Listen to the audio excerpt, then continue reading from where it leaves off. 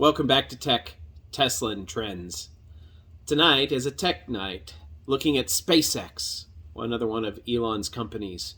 And the reason for that is leadership. I've been pondering Elon's leadership style and some of the clues that he leaves for those that are looking to better understand how to lead companies and to affect change in the world.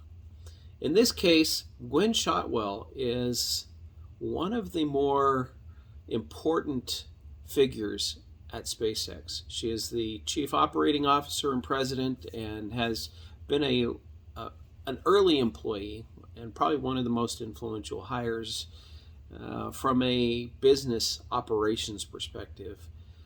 An accomplished engineer in her own right, but she always gives credit to the people that are the engineers and the constructors and everybody else at SpaceX, because people matter quite a lot to Gwynne. They are the heart and soul of SpaceX, and she is very quick to make that very clear as she is giving interviews. She's very much about that collaborative method. So looking at her style, I think is important as well, because Elon completely trusts Gwynne.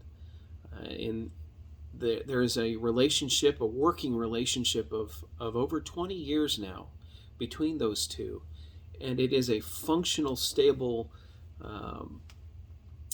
yin and yang sort of, where Elon may be a bit more on the outskirts, Gwynne brings things downtown and back to Earth.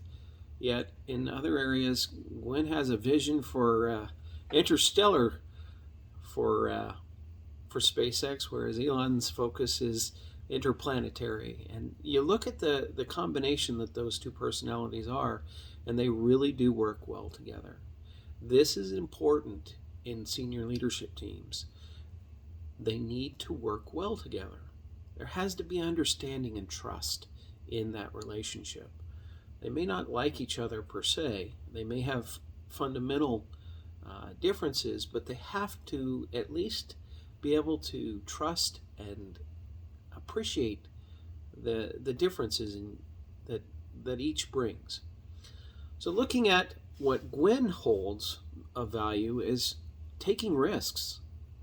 That's, take risks in life, in your career, and in your personal world. And that's something she's brought up in multiple interviews, that the need to take risk in life. There's a lot that can be said of that particular bullet point of philosophy. And I think it really does impact how SpaceX operates, and some of its vision is that there is a need to take risk on a consistent basis, right down to the first landing of a Falcon 9 was really the first flight of that redesigned booster. So it's really an amazing story when you think about that they were willing to risk in front of the entire world after launching a satellite to then make that second attempt and to seek that greatness, or even if they failed. And that's an important detail. You should have no regrets.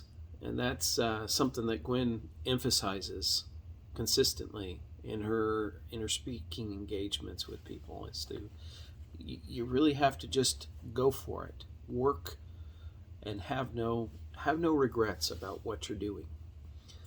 And that leads into that vision. As we look at Elon's multidimensional thinking, I can see see some of that here as well, because the acting on that visionary goal is part of it. But Gwynne's answer or question to Elon, anytime he gives off a visionary goal, is okay. What's required, and brings a team focused on that particular question, how to achieve it. And something she said that ties into the risk and then going after that visionary goal is to aim high, and it's okay to fail on timeline because that's understandable. If you think about that in light of the criticisms that are often lobbied against Elon in particular, is a failure of timelines. Well, in this case, when you are creating new technologies and altering the world, it's okay to fail on timeline. Plain and simple. There are going to be critics. Critics have never changed the world. They will always criticize. They're the armchair quarterbacks that can tell everybody else, oh, that should have been done on time. And I'm often amazed at those that are seeming experts who should recognize that a delivery like with semi has hit the nail on the head with 500 miles, and then in the very next breath they'll complain that, oh, it took them 5 years and there's already 3 competitors out there, and then they note that their range is half that of the semi, and not even realize what they've just done.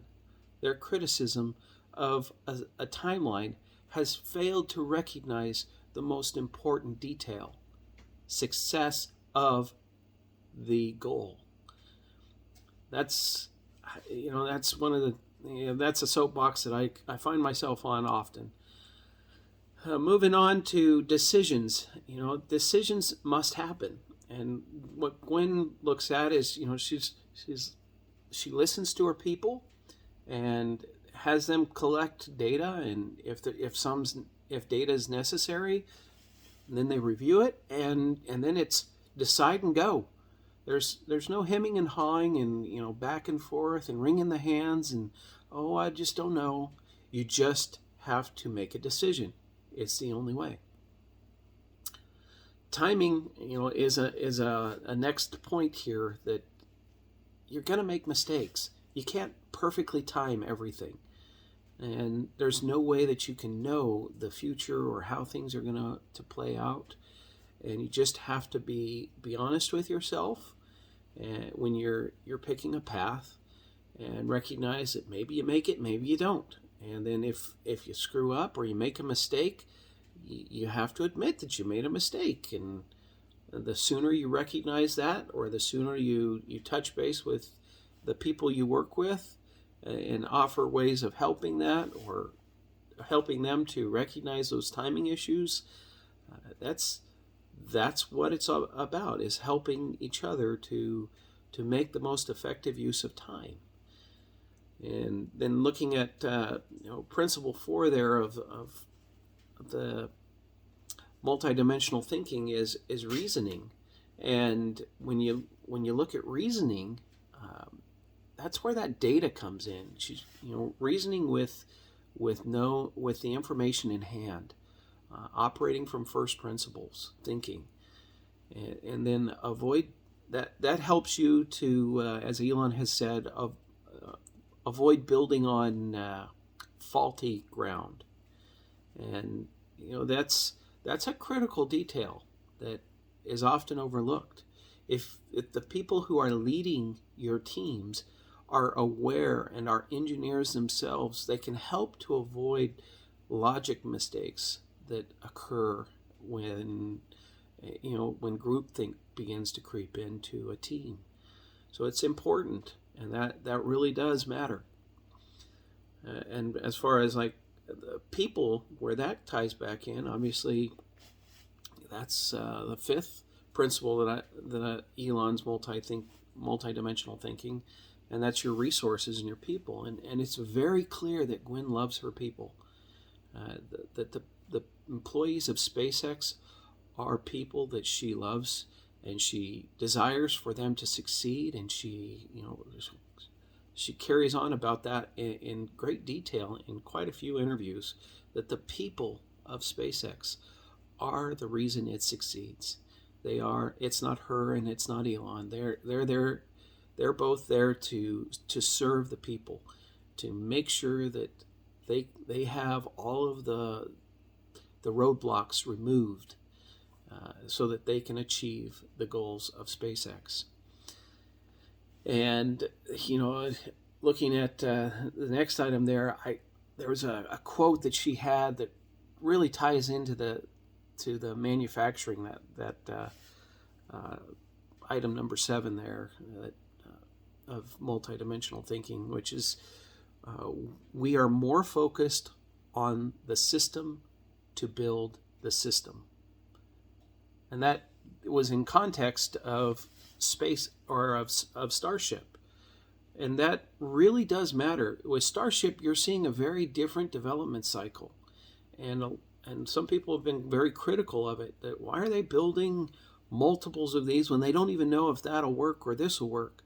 And the reality of it is, the experience in being able to rapidly build and iterate Starship is part of this project. It is a critical component of it, because 10 or 15 starships is not going to take 1 million people to Mars, as is Elon's goal. You need thousands of those, and that's necessary, at hundreds at a minimum, but ideally thousands. Looking at that, it requires that parts, pieces, block mentality that is being implemented at SpaceX in their manufacturing of Starship, and assemble and fly. That wash, rinse, repeat, and iterate is what they do. And Gwynne's final point to a group at Stanford, I thought, was really important to understand. She said, always keep your head in. And that's her point, is that her people know that she's anxious, and that every launch scares her. But she says, always keep your head. Don't show that anxiety. And that's leadership there. Stay focused on the task at hand. Follow the routine. Double check. And have confidence in your people. And finally, pray. It's an aspect of SpaceX that I think is important. As we look at the world around us, there are things we control and things we can't control. We have our processes and our procedures.